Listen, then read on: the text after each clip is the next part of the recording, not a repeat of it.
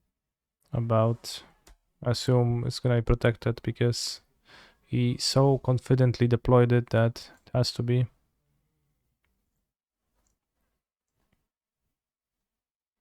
Maybe strangle at instant speed. Well, you don't need power crept, fire impulse. Just fire impulse would be fine too.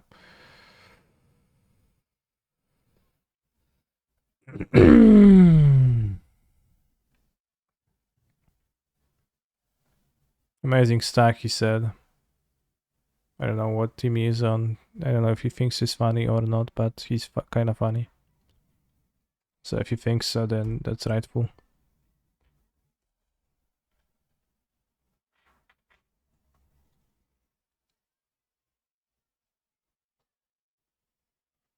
Blitz but counts cards in Excel too.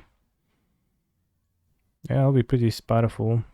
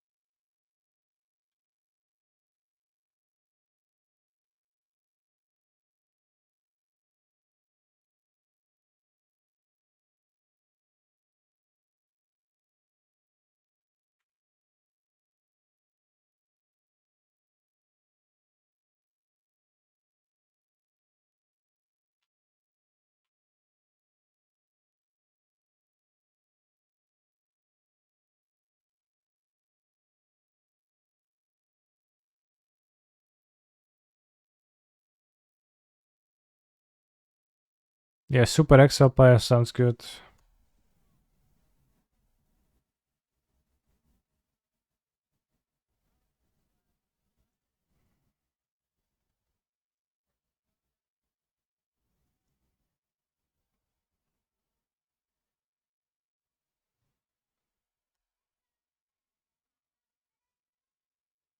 Yes, there was an unglued card. That was a funny card indeed.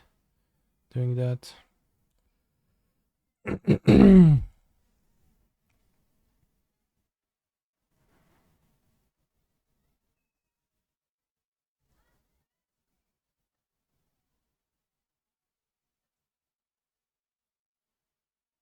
Seems like his hand is nothing.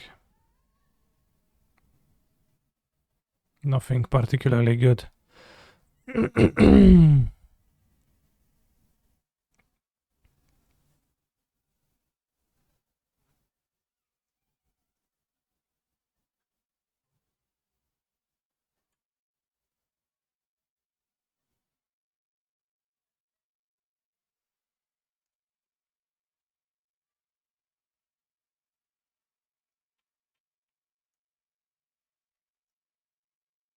Ashok is so bad. I think Ashok's fine. I don't hate Ashok. Makes Sapir is so bad though.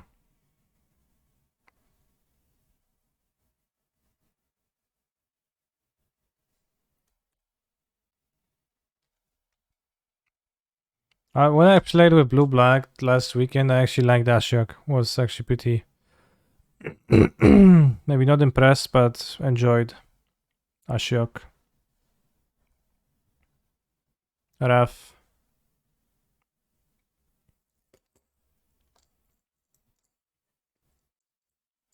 Yeah, I like Ashok Inverter too.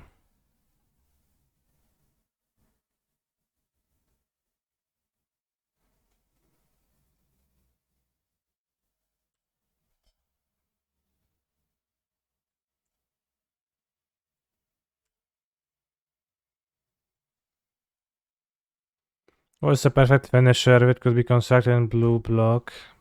It's the very bad with black, not white. In the cost.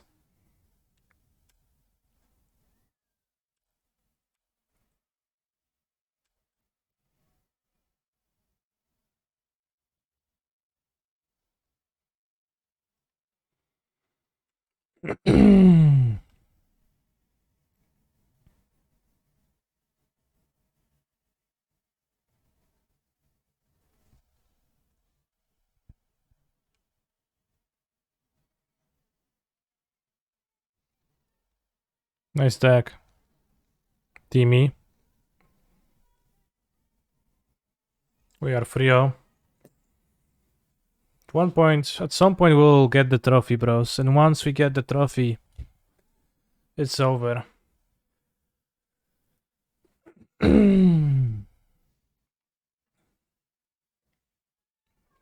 don't know what's over, but it's over.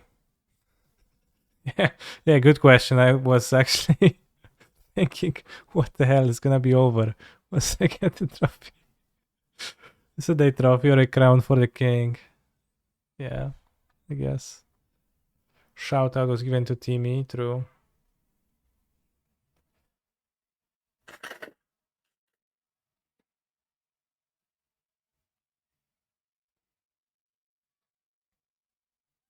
We won the trophy race, by which it means we raced to a trophy. That's it. Wait, league ends in 1 week, 5 days? And when is Sofia?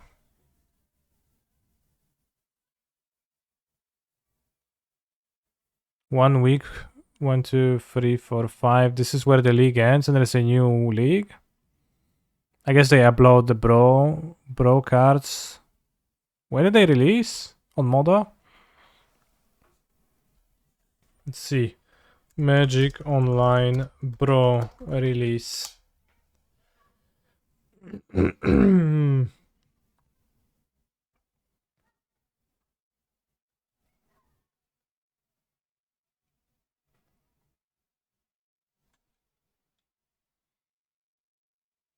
November 15th.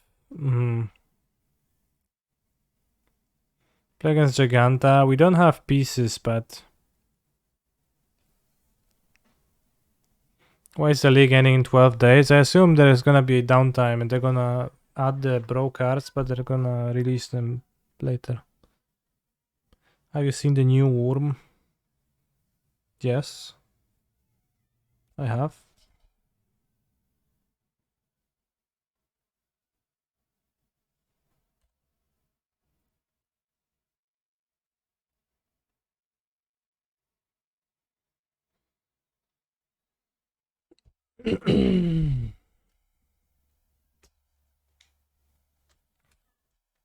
Did they show any new cards today?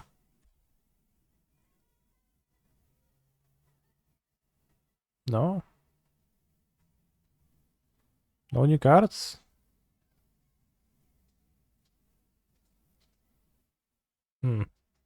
Lame. This is Nif with Giganta. I want pieces of the puzzle. Okay, chart can help me find pieces of the puzzle.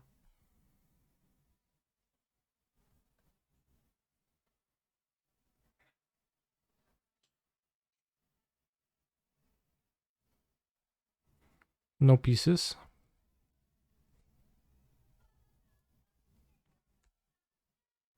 Who do you think will win Worlds this weekend? Paulo Vitor, the defending champion.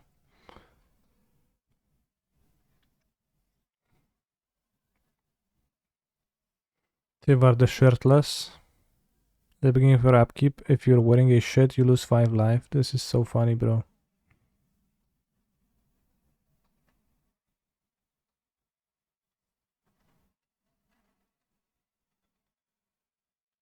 Wearing a shirt. You ever wore a shirt? Pieces.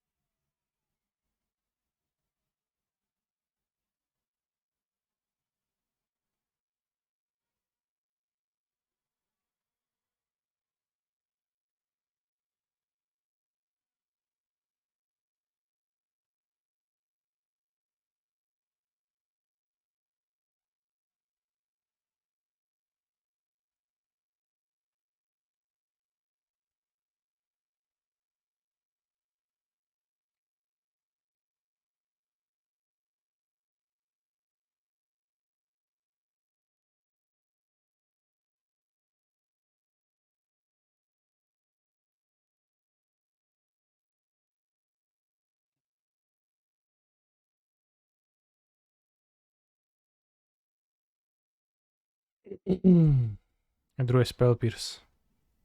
I guess that's pretty weak if they you know.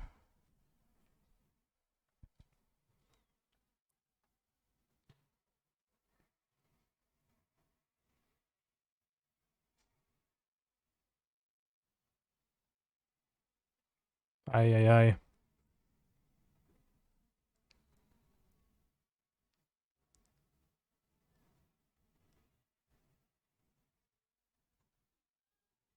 Puts Bring to Light and Vanishing Verse, okay.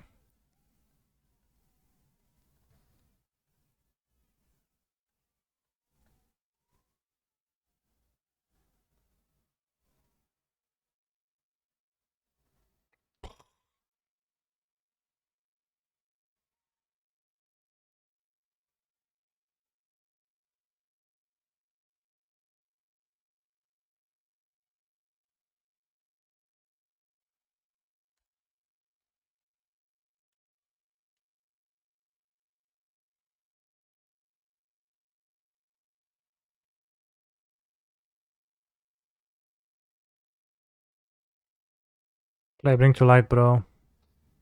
Don't play just Niv Mizzet. Okay, seems like Bring to Light, good.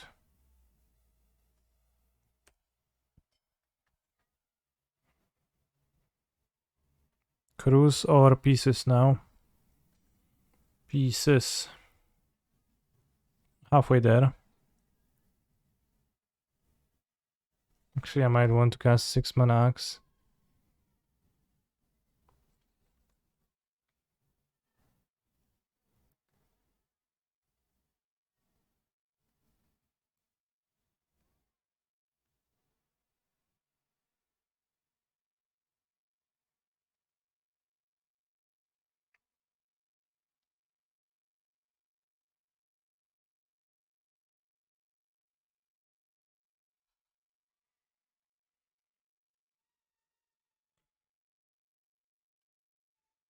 Nice Valky, bro.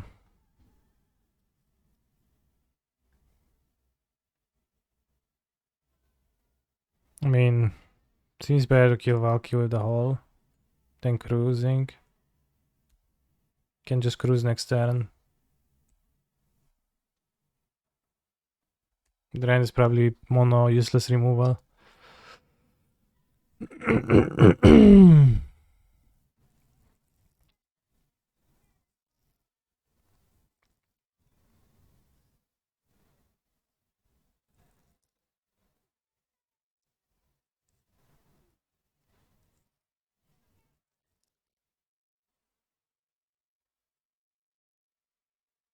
Giganta time, yeah. So the gigantic threat. Not so much.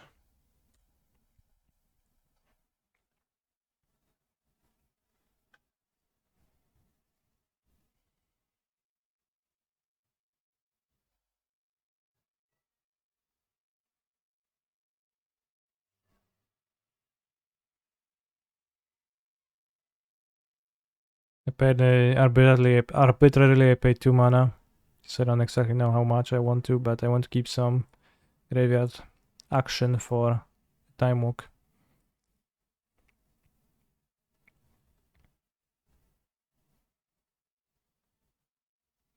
Still haven't drawn any pieces, so we are likely to find the pieces any minute.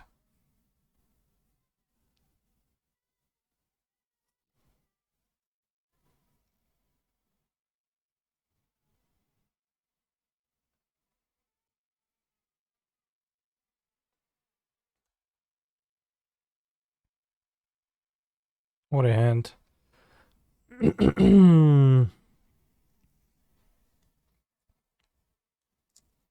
I Grove Spiral, okay. Do you think they still play Slaughter Games main deck?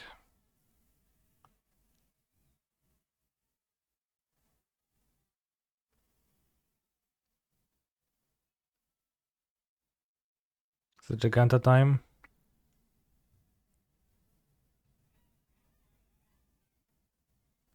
Or is it Niv Mizzet time? Giganta time, okay.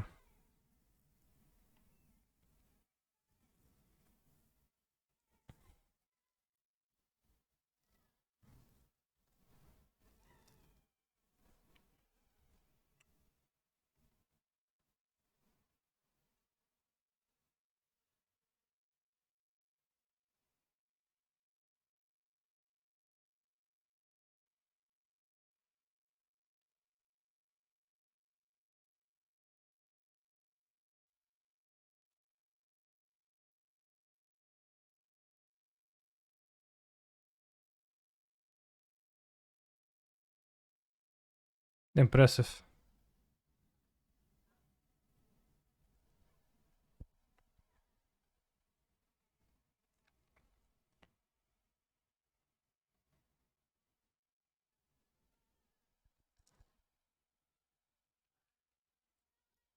Could bounce the bird. I don't think that's super valuable. I think Otawara bouncing a different card can be useful. For example, you can bounce a Niv Mizzet to get in for lethal with the Arclight Phoenixes later in the game. Seems like my opponent's hand is as dry as mine.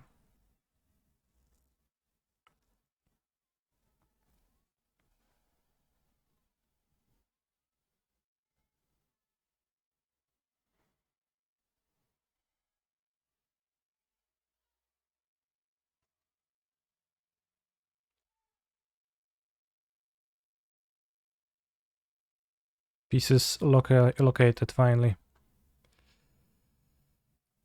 I don't want to get too many Phoenixes into play and pass a turn with them because of extinction events, so I'll attack first. Then I'll cast pieces. Actually, it doesn't matter. I wouldn't have free spells anyways. Only that would be my first spell this game. But I assume they have Vanishing Verses, yeah.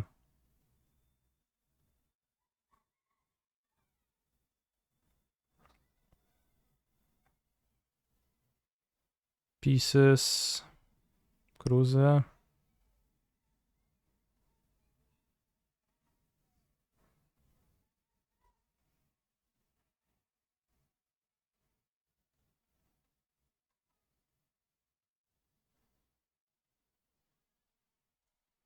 Dzwoni kuzyn. I'm cruising. Can take many turns next turn.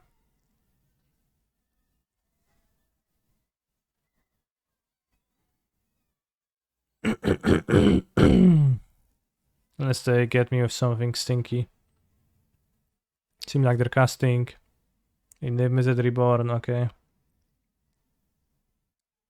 It's Kolagan's Covenant Bring to Light. Okay, I can Bring to Light for Slaughter games if you play that main deck. Seems like that's not the case though.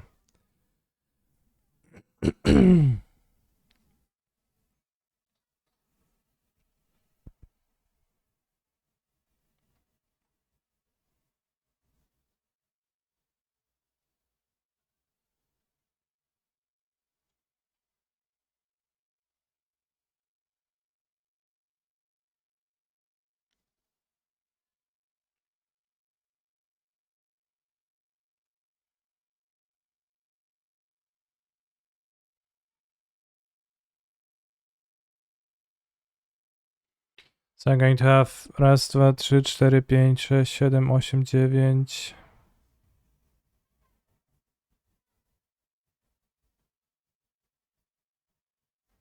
Wait, do I need to exile a Phoenix? Seems to be the case. 1, 2, 3, 4, 5, 6, and 8, 9, 10.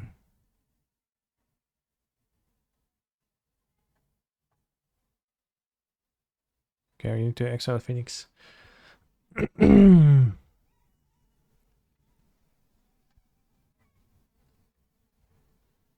Pieces and fail to find a safe Phoenix. What? I'll cast Pieces for ice and mill myself. 1, 2.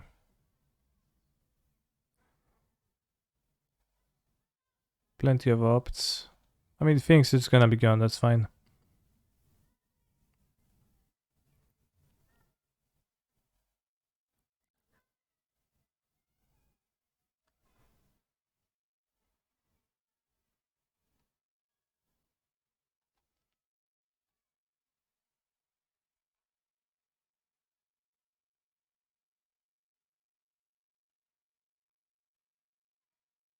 No, the Phoenix is okay. I miscounted. Lol.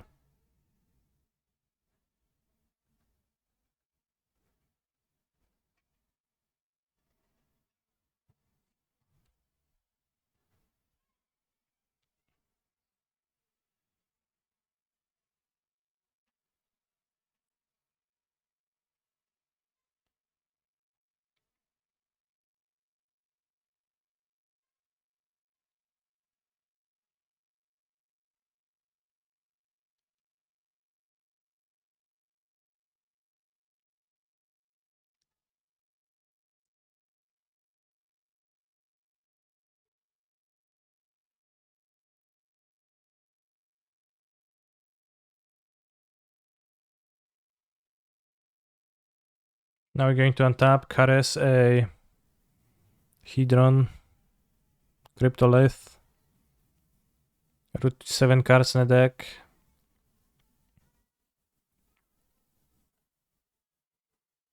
Opt, Spell Pierce.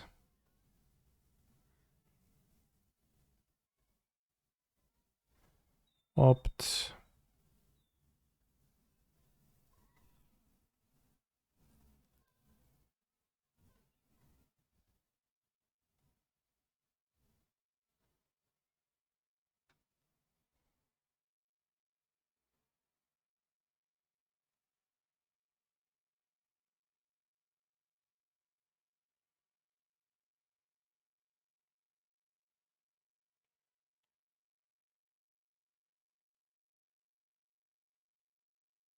To Waraneth.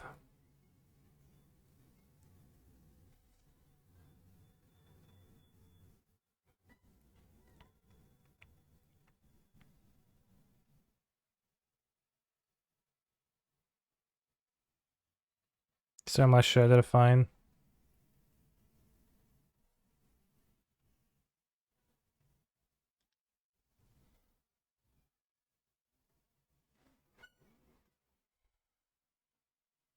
Return Phoenix. Leyline Binding. So I can Spell Pierce that to tap their Caryatid.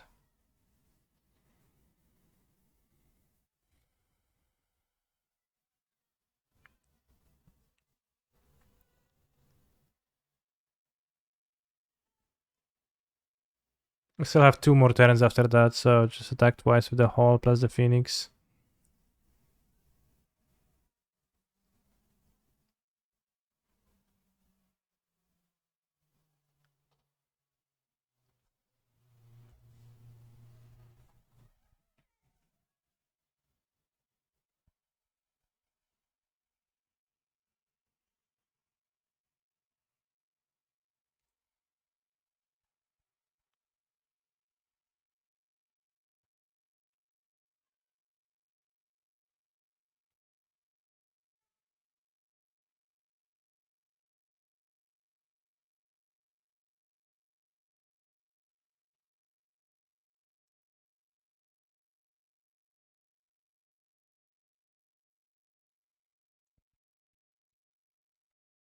Wash the vote. Why does the chat trash talk Ashok when I failed to interact with graveyard near Pyromancer without having to downthink Ashok?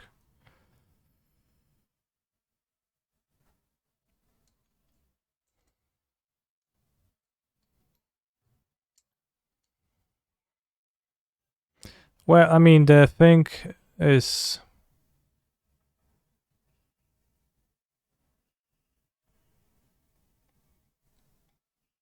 that Ashok...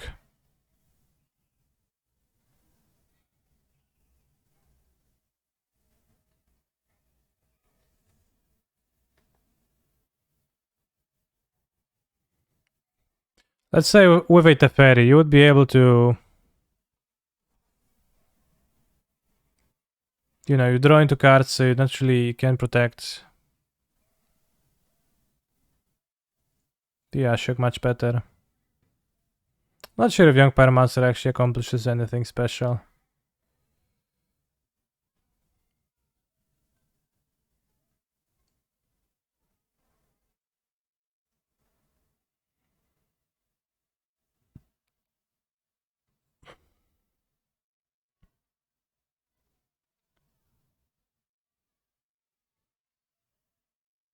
Definitely keep the Time Walks.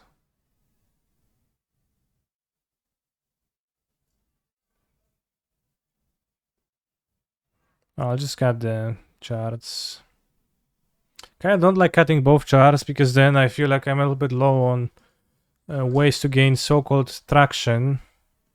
I'll keep 1 axe to shoot Omnaths. Could go to 0 axe, but that sounds a bit extreme. Not sure.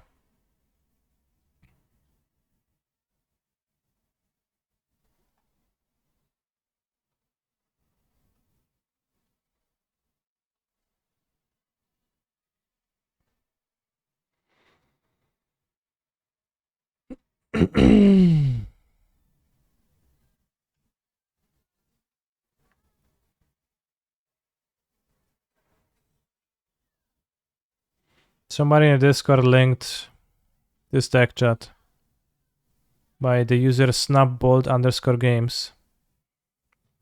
Pioneer Phoenix Cyborg Guide win at some point. I wrote a Cyborg Guide sketch and posted in the Discord, but I realized it's in Pioneer. It's in Polish. Pioneer. This is where we are at with Keruga Fires in Pioneer. We have been absolutely crashing with the deck. Them sound like a secret society. It looks sketchy, but I honestly think we broke it. Unless things change drastically with MTG Bro, I am planning to play this at the RC. Hashtag MTG. Chat, should we try this deck? Fable, Bone Crusher, Lockdown, T-Sphere, Omnaths, Supreme Verdicts, Fires, Kenriffs, 2 Cavaliers, Leyline Binding. Looks medium, honestly. Pieces I keep. Yeah, it looks like it loses to Spell Pierce. Pretty hard. If I'm gonna play this deck, I'm gonna hate it. And then also, there's 3 Knight of Autumn on the sideboard. Honestly, I think we broke it. And then plays 3 Knight of Autumn in the sideboard, kinda sus.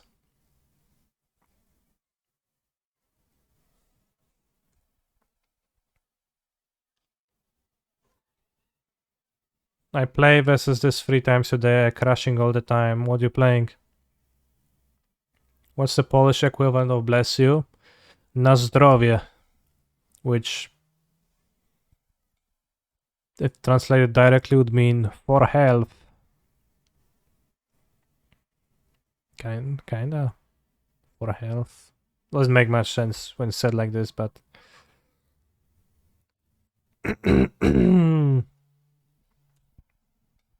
Na zdrowia. Yeah, na.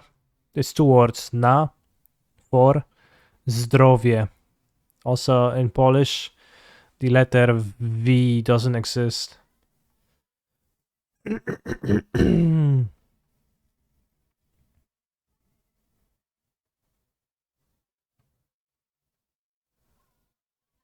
Kurwa, niedobrze. My hand got like the worst hand ever. I think higher value is to spell pierce the spell.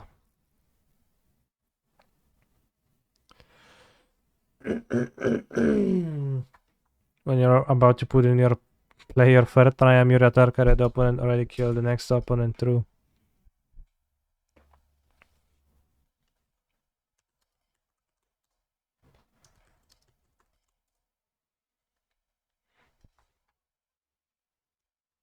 That's why you kept the 1 axe. To be able to beat this card.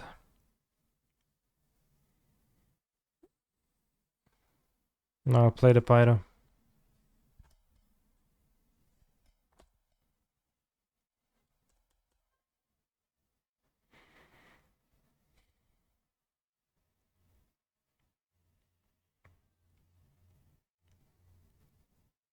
If I cut the axes, I should probably keep the charts.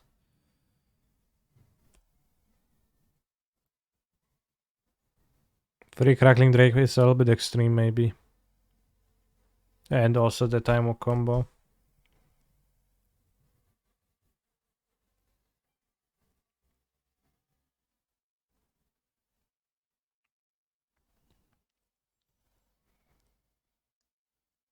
It does not have the axe either, I guess. It's have the gas and charts.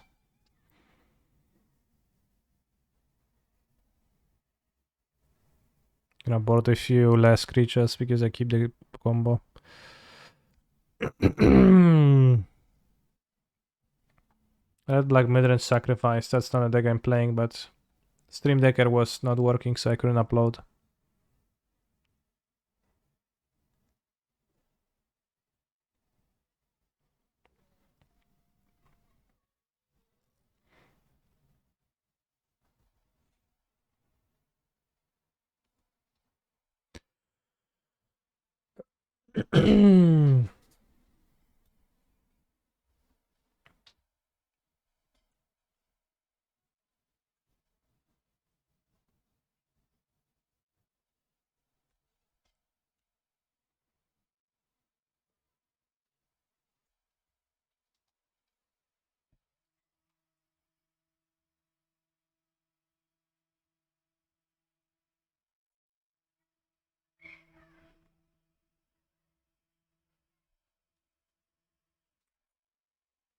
My opponent should be known as a turn to caryatid man.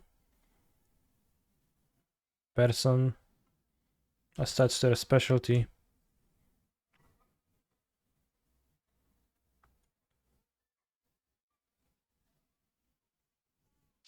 I think I want the time walk. And I want the chart.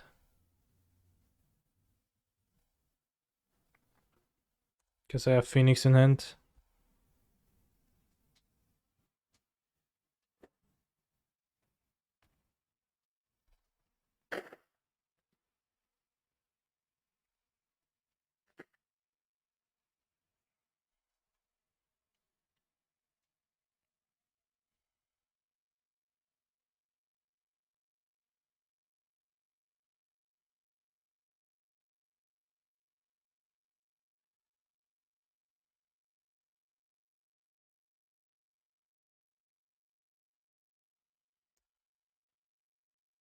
Nice. Now we can threaten with the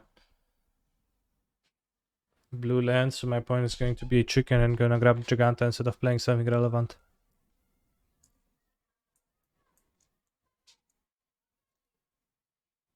If only Leisure Shadow was a non-creature spell on the stack. If only, yeah. Seems like they're playing a Niv. Sure. Abrupt Decay, bring to light and Clitoris into hand. If I draw a land, I can take 2 turns. Don't want that.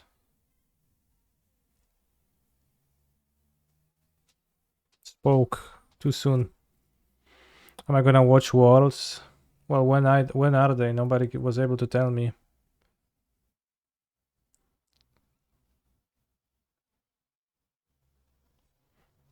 But probably not much today.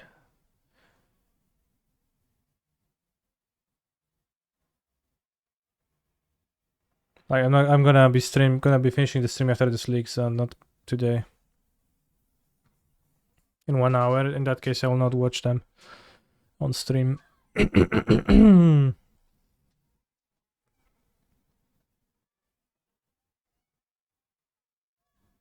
Should have played a Spikefield last turn. Spikefield doesn't work. I need quad blue.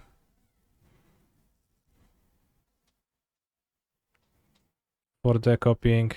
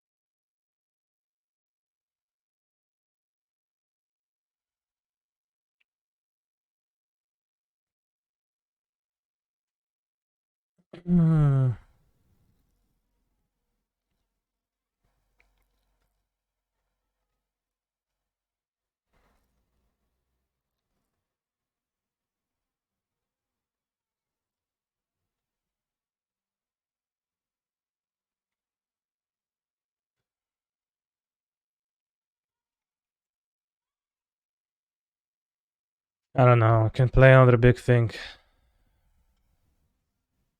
What they put in their hand of Nif. Bring to light. Okay, so they can bring to light for a Goblank or something like that if they have that. Good morning, Canister. It's Canister with 1 N. Where did you get the silly idea it's Canister and not Canister?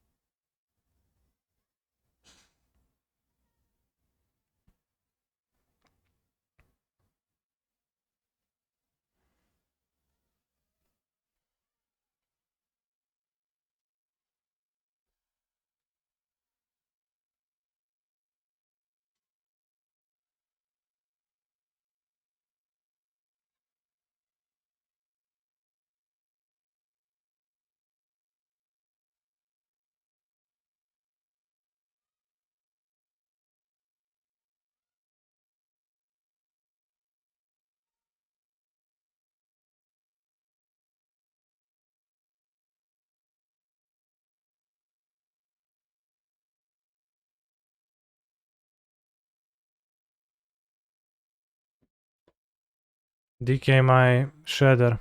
Okay. Now play Cletoris. Let's go.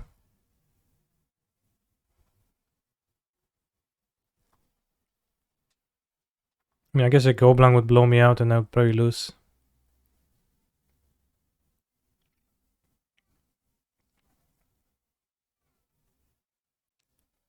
What's the best card in their deck? Let's go.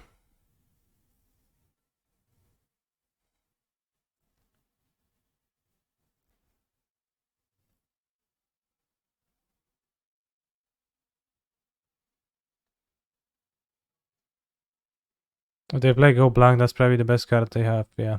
But if they don't, then it's not.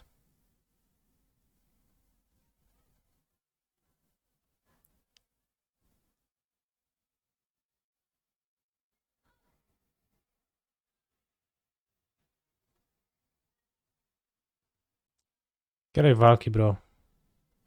Something like that. It's gonna be fun, I promise.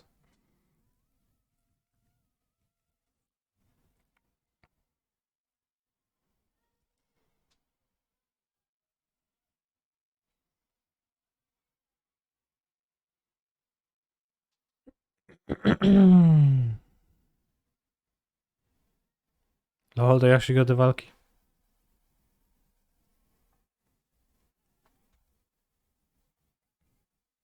Plus. Plussing is good. Plus. Don't minus, plus. Nah, minus. Too smart. Still good for me.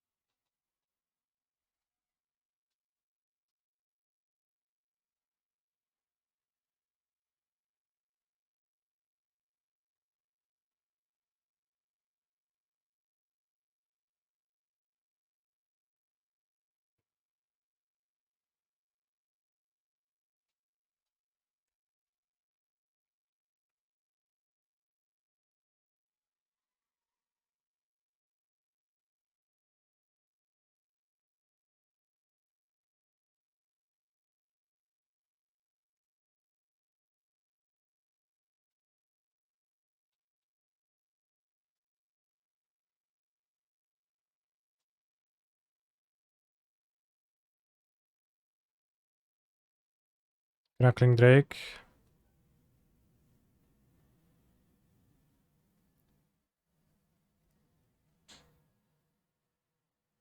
Good opt. This turn I could try to opt on the next turn with the iteration. And Ethergas is going to win. Lightning Axe is gonna win. Anyways.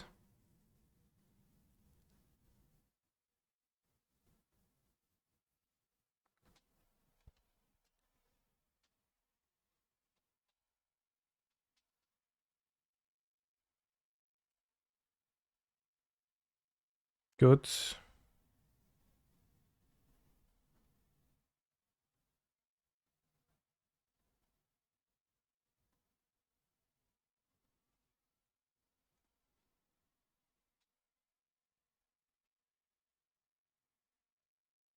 Not Cave. Hazard. Let's strike them real hard with the Hazard. To also get the Phoenix.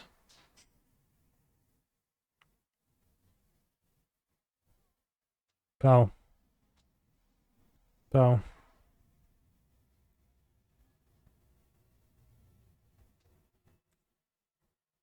Shoop. -5, bro. Are you 4-0? Are you gonna 5-0?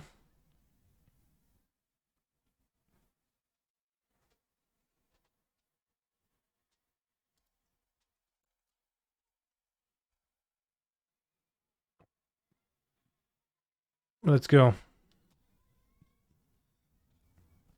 I set up the prediction. I go play league match. And I go to put my ball back in the kitchen.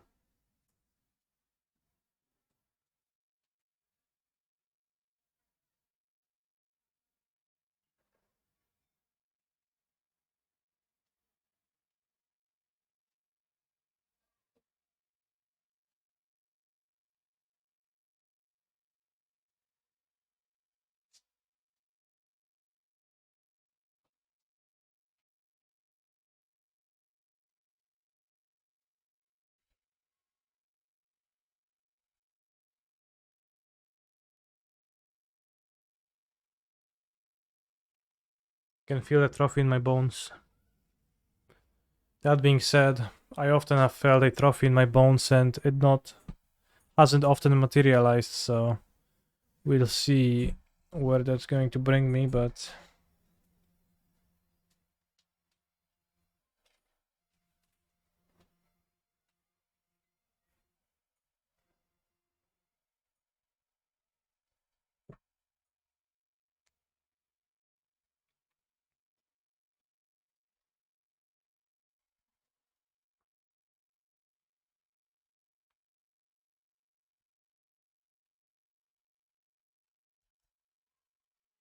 don't worry, I bet against you and you'll never win twice in a row, Pog. Javier is amazing. Sure.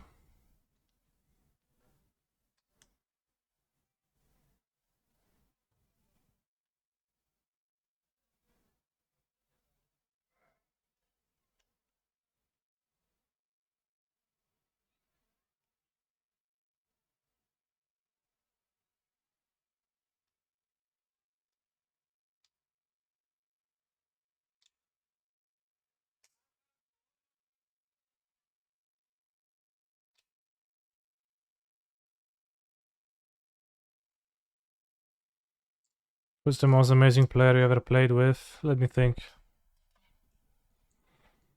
I don't know.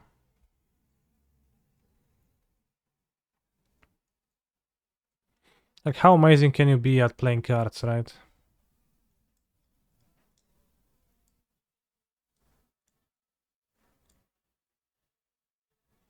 No, Maximilian. He played 2 copies of the same deck and 1 extra third deck.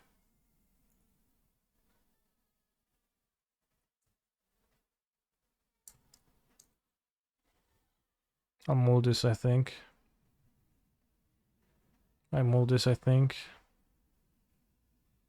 Keep this, I think. Put it back to Respas and then cruise.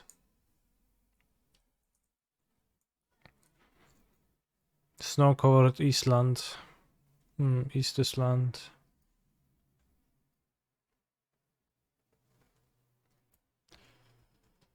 Why is Yep written with an E in the end?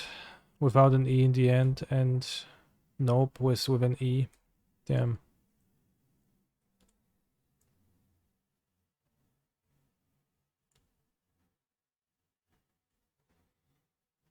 That is eye-opening.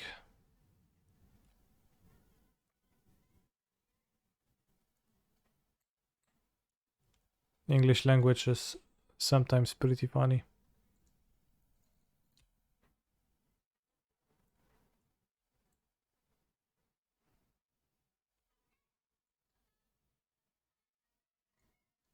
What the hell?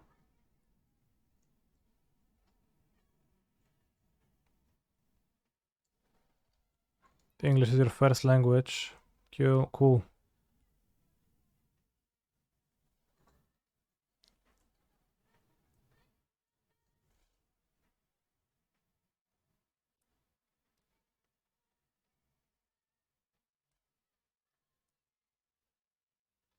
It's not true.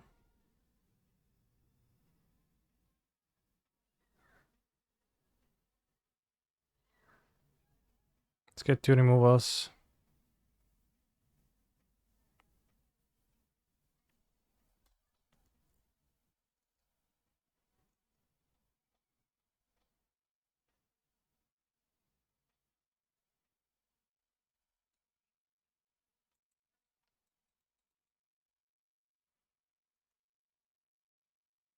It's true, I mean, it's the language I talk / use the most. Well, that's not what first language means. As first, in first language stands for the first one you have learned. I believe.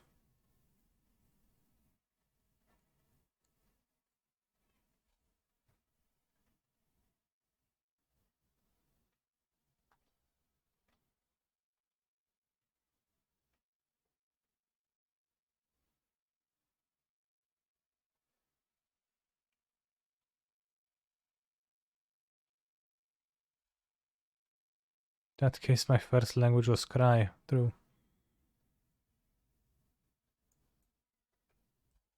The first primal cry that Johnson let out when he was born.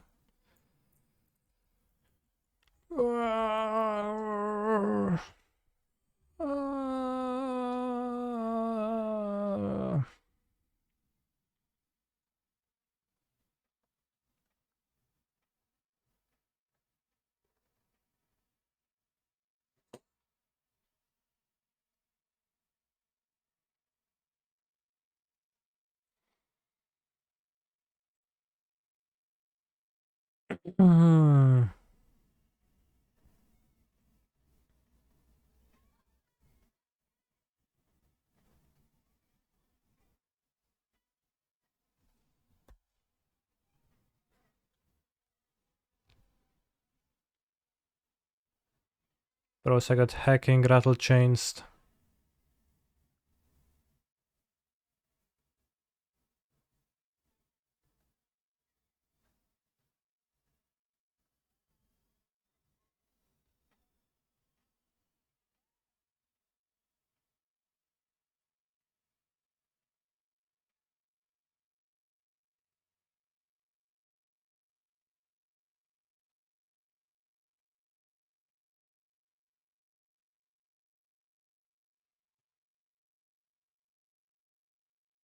Oops.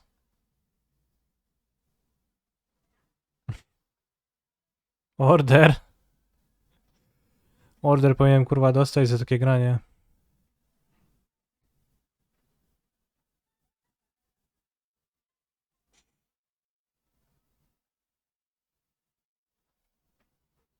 Wasted a fire impulse because I forgot about the spell mastery text.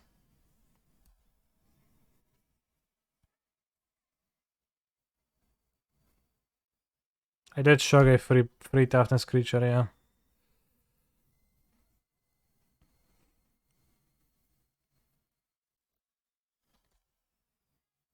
I forgot it's gonna be free toughness and wasted. Icon of Ancestry. Spirits you control cost more mana. Okay.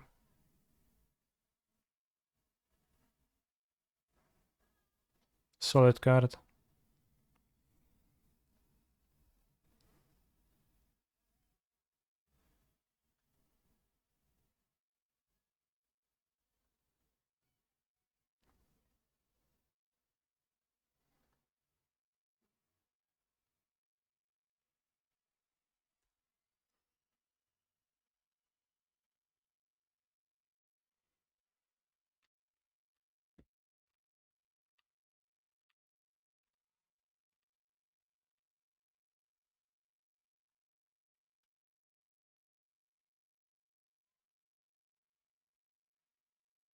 I mean, this game is run away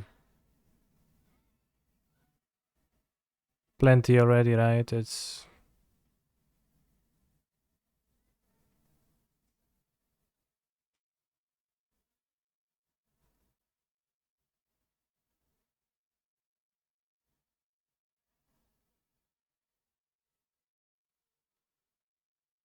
even though my poor play, poor movement doesn't matter at all.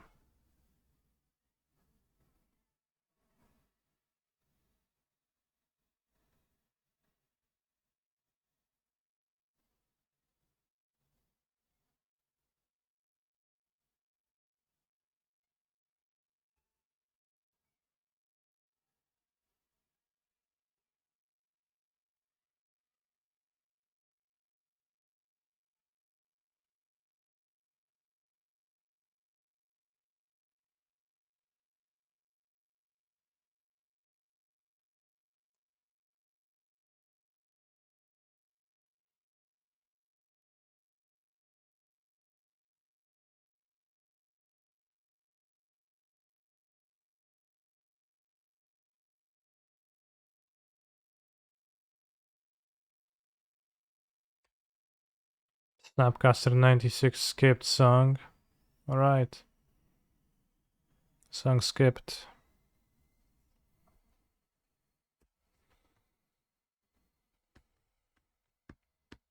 What is the effect of this card? For 3 mana tap, Look at the top 3. You may reveal a creature card of chosen type. Okay.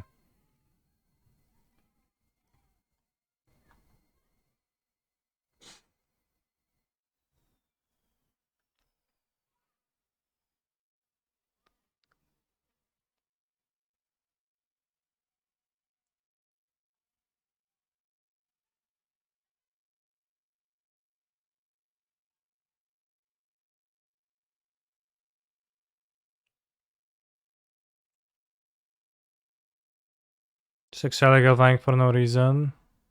I did not. It's still in my graveyard.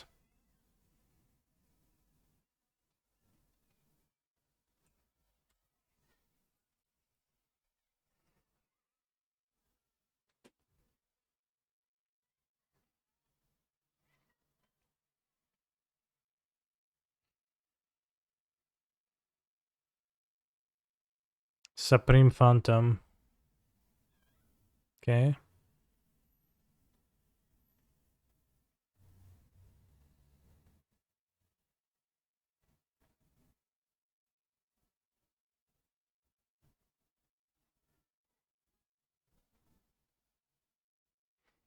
What do I think about the Rakdos list without Liliana? I think about them more than I think about those with Liliana, because the ones without Liliana are vastly more popular.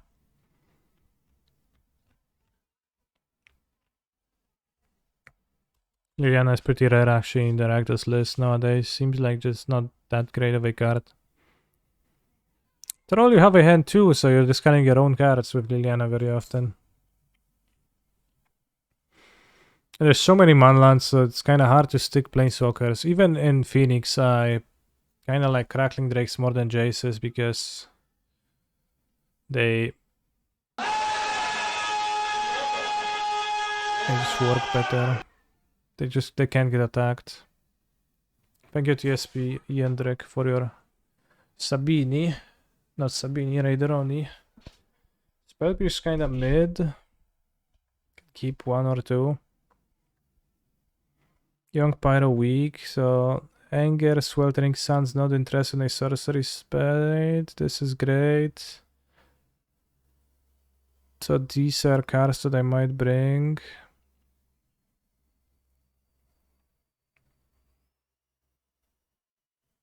One Spellpierce seems okay. Drag is kind of expensive, don't want too many. A Braid is kind of inefficient, no super reason to bring them. Although they had the Icon of Ancestry too. Maybe I'll cut one pieces because it's a bit harsh to tap out for it too. Expensive.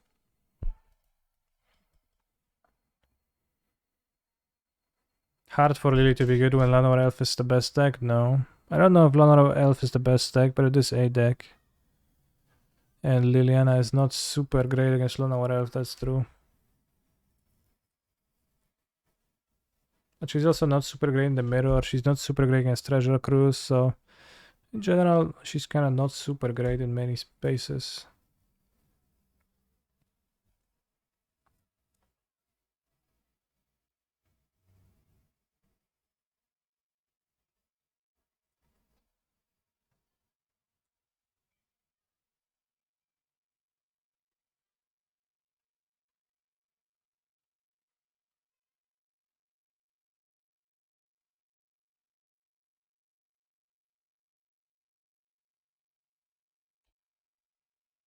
Thing is, in the end, they have cantrips, no removal. Shadow will be better with removal, but think with this.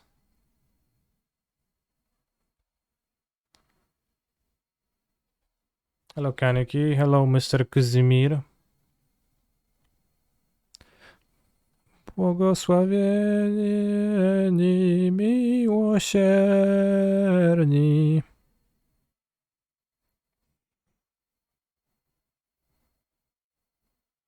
Błogosławieni miłosierni.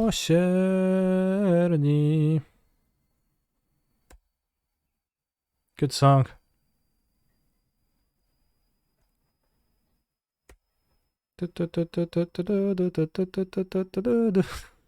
What a banger. Bro, imagine I reprint Apostle's Blessing. And then what? Then my opponent could have it here. Cool. Well, they have the hairs. But also, I have a 7-8 monster, so...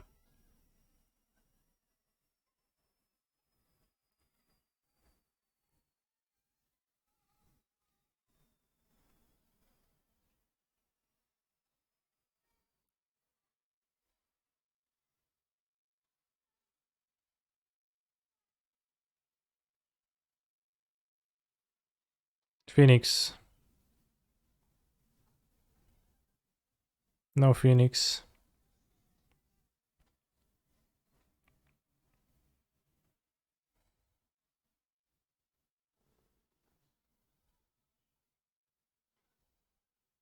I attack for 7.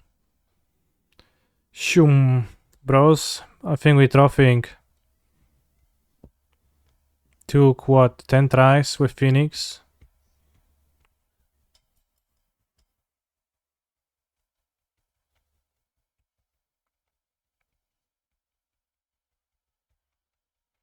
We got a 5-0.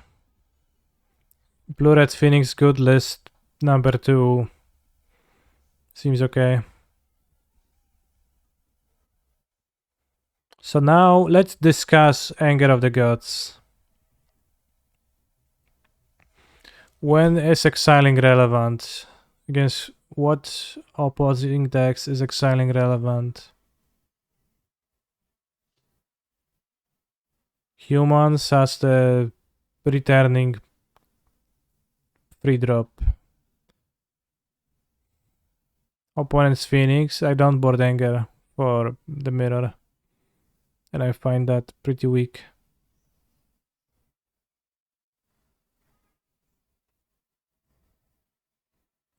I brought Angers against Cat Oven sometimes, but they were really poor and I think I'll stop.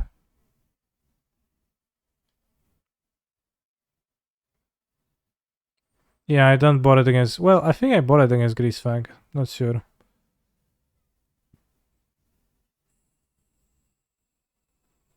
Extraction Specials and Catilda. Yeah, I think I'll board Anger against Spirits. A bit awkward, but... Let me check if I have space to board it against Greasefang. I don't think I do.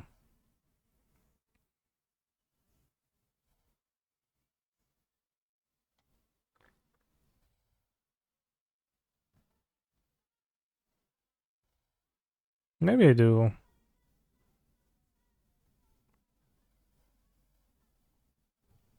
I'll play a split is fine. Also use, like, the place I like Angers the most against Red Black, and against Red Black it's the most likely to happen that you are going to end up damaging your own Phoenix.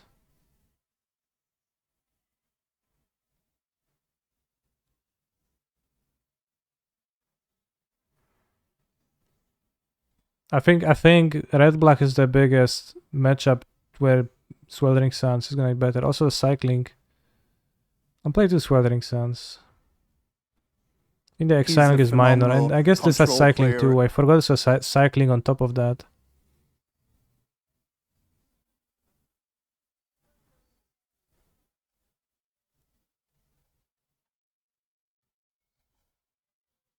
No, against mono green I don't like Anger. It's just, it doesn't matter to clear house with an Anger. I think Suns is gonna be better than Phoenix, yeah, because just sometimes you just don't want to clear your Phoenix, you just want to Anger your Phoenix, and that happens. Especially against Red Black. If you want this against Red Black, this is gonna happen the most. Have you tried the blue Jays? Yes, it's fine. I don't know if it's better than third Drake or not. It might be. 3 Drakes is kinda a lot of Drakes, and I had trouble boarding in all of them anyways.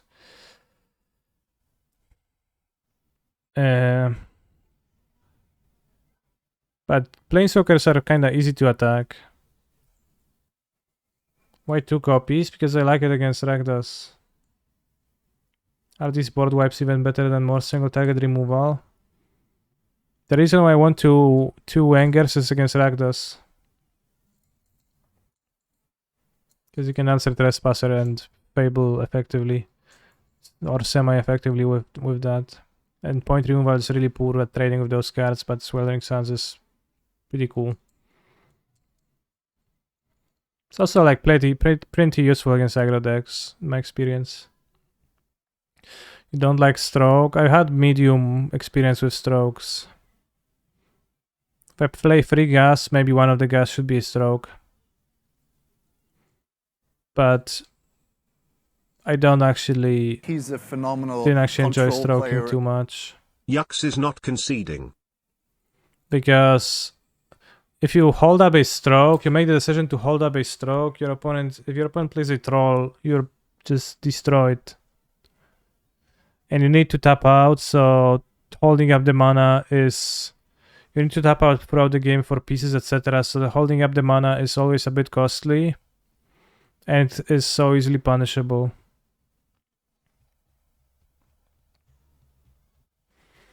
So I've not been liking Stroke. I think I like Stroke in other blue-red decks that don't play Phoenix, but in Phoenix specifically with pieces and with Phoenix. Also being able to cast Aethergast just to return the Phoenixes, or, you know, after I tapped out for pieces I can still cast a Cavalier off the board. Red-black mid sideboard both Suns, yeah. Against red-black I'll go...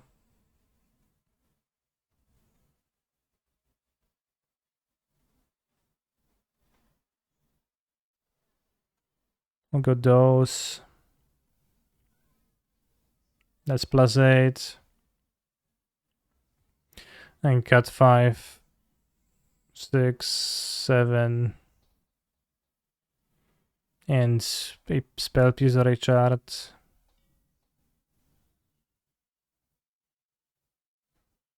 Stroke is good versus mono green though. I'll just explain why I don't think it is, or why it wasn't for me. So, you know, we can go like this all day. I tell you why I don't like Stroke versus mono green, you're gonna say, oh, but Stroke is good versus mono green. It also was very disappointing against any other matchups. I have 3 spell pierces to counter Karns too. So we have an angle to interact with those two. In other lists I had a negate in the sideboard, that also is okay, but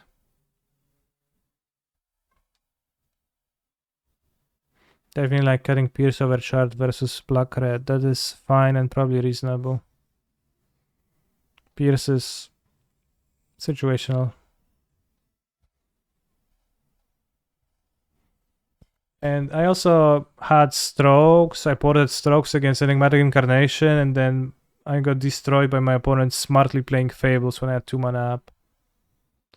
What about a Treasure Cruise in the sideboard? I could do that, but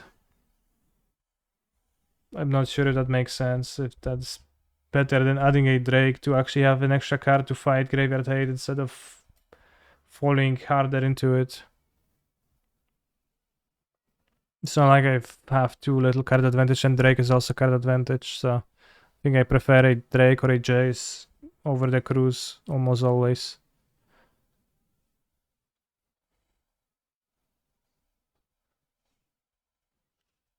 So I think that's a little bit misguided. Maybe one Chandra. I'll play Jaya over Chandra, but I played with Jaya. I think Crackling Drake was better. It kills in 1 hit. It's overall been pretty good for me. It's vulnerable to Rending Volley or Mystical Dispute, so kind of dies to everything. But if it doesn't, it just kills in 1 shot, and the Planeswalkers need to sit there for 3 turns to actually win. I feel like, so just Drake doesn't give them time, and it's generically good, I think.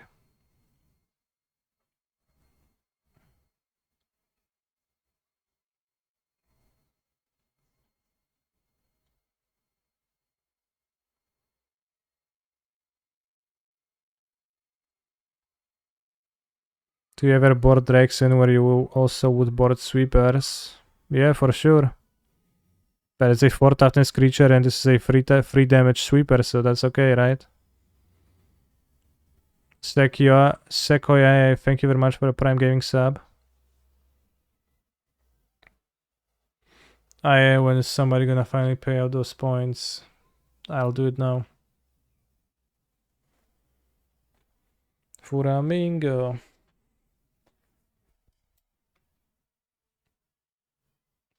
I think Drake is close with Jace versus Red Black and much better against Blue White. Could be. I have not played against Blue White much. Drake kinda awkward against Emperor. Especially if I don't have negate, but Soul Pierces. Second thing in the Ice and Cyber against second sweeper seems reasonable. Better angle versus Monogree. Agree. I think, well, it is reasonable, but I think those cards do a different thing. Because I will board Thing in the Ice against green, but not versus Rakdos, and I'll bring Sweltering Sun versus Rakdos, but not versus green. So, then there is some overlap with those cards versus aggro decks.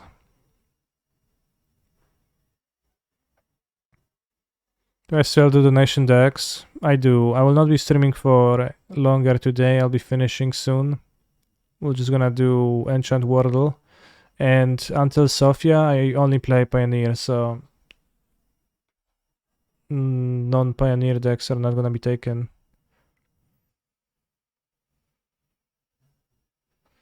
You're boarding Drakes a fair amount and going long. I think a hard counter over one of the two soft counters might complement the plan better.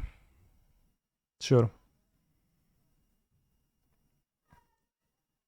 Free spell piece was a bit much, but also sometimes you actually find throwing cards. It's so much easier to keep than a negate, but I think a negate is also a totally reasonable option. I'll think about it more. If I maybe like it more so than not, I think your point you just made is fair.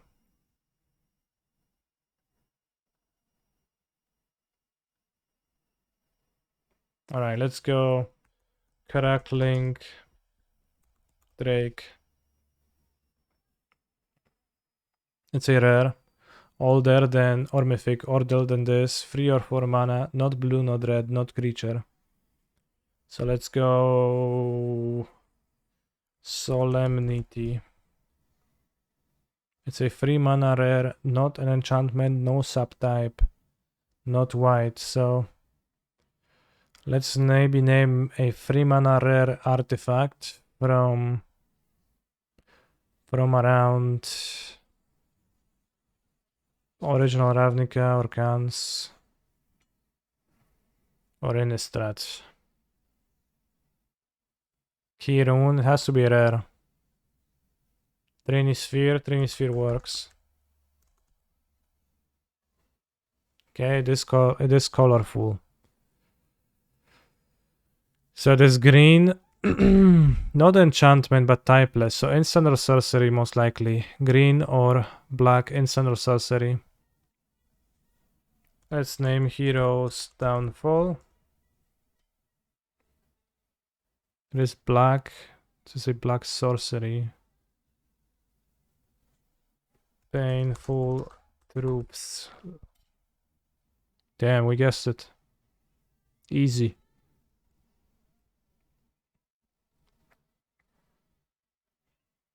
Sahili has chance to make it in the cyber for the mini combo of Drake, question mark. Sahili is a cool card, yeah, I was thinking of playing one. Sahili. You are going to die alone. Sure. I assume it's an example of a painful truth.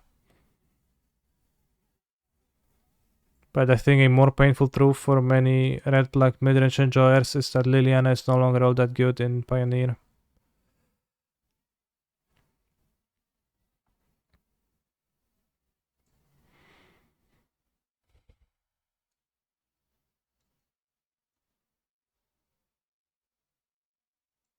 As the Eldrazi spread, no secret that could give Zendikar's defenders an advantage was considered too dangerous to seek.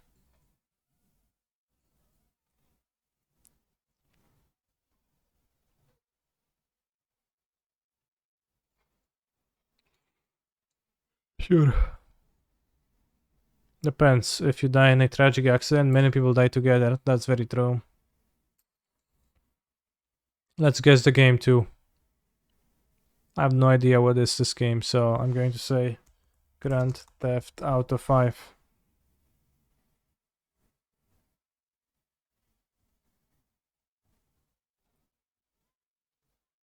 No, Silent Hill 2. It's not Silent Hill. Metacritic score 61%. PC, PS4, Xbox One. Alone in the Dark, the original one. No, Welcome to Camp Crystal Lake. Survival horror asymmetric multiplayer. I know this game. Is it Dead by Daylight? Is it that? Friday the 13th. Then I didn't know this game. You nailed it, bros.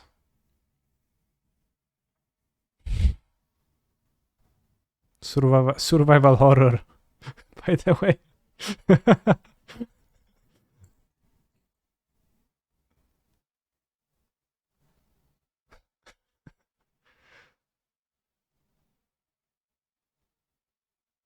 You missed many days. Let's do one more. This looks like Shadow of the Colossus. It is not.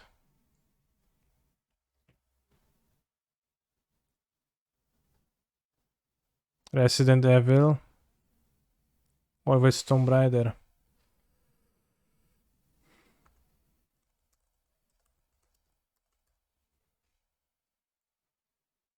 Resident Evil, but which one? Looks like a platformer game. Kinda. Unreal Tournament. Alright, go. It is. Okay, so it's like a arena to play. Alright, one more day. This is grass.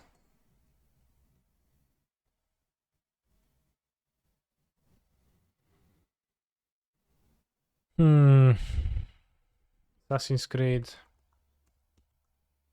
Ever thought about the fact that there is 2 instances of the word ass in the word assassin?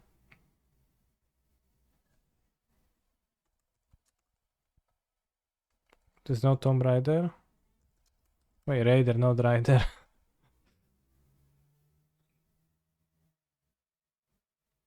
Let's go Rise of the Tomb Raider. No. PC, PS3, Xbox 360. Dark Souls 2.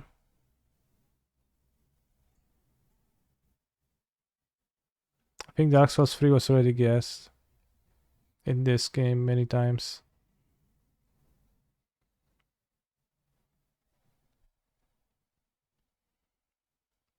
This is some kind of a... It's Japanese structure. Torii Gates. The thing. It's PC, PS3, Xbox 360, and Sekiro is way newer than that, right?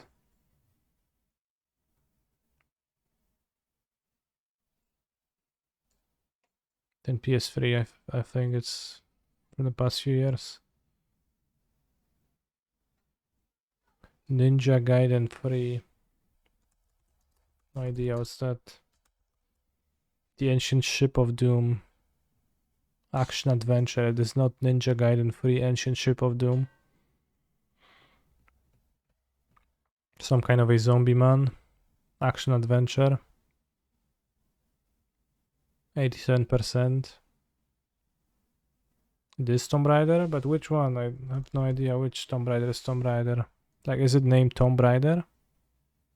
I thought the Tomb Raider game named Tomb Raider is gonna be like the PlayStation 1 one.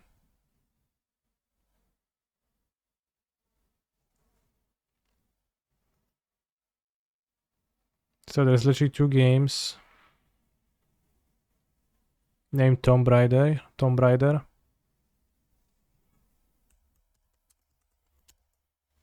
So when I had PlayStation 1, I had Tomb Raider 3, and I remember that Lara Croft had triangle breasts back then.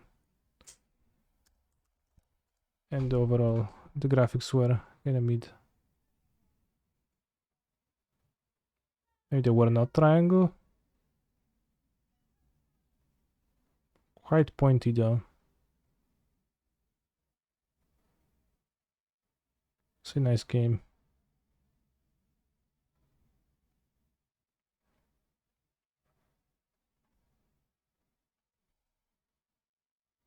That's how Lara Croft looked like.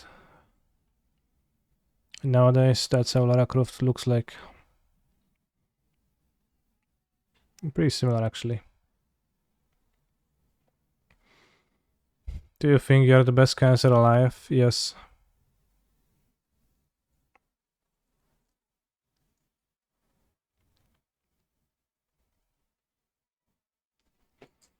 Anyways. Thanks for watching today, bros. Thank you for accompanying me on my way to dominating the Pioneer League and gaining a 5-0, where we are slowly crawling onto the trophy leader position. Is this deck good? I think it's pretty good. I think, like, if you read the name of my list, it's called Blue Red Phoenix Good List, so it's just good.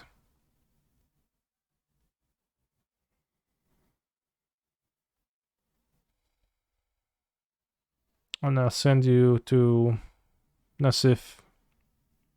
See you tomorrow, broskies. Challenge is tomorrow indeed, yeah. Probably gonna play Living End, although I'll see. Take care.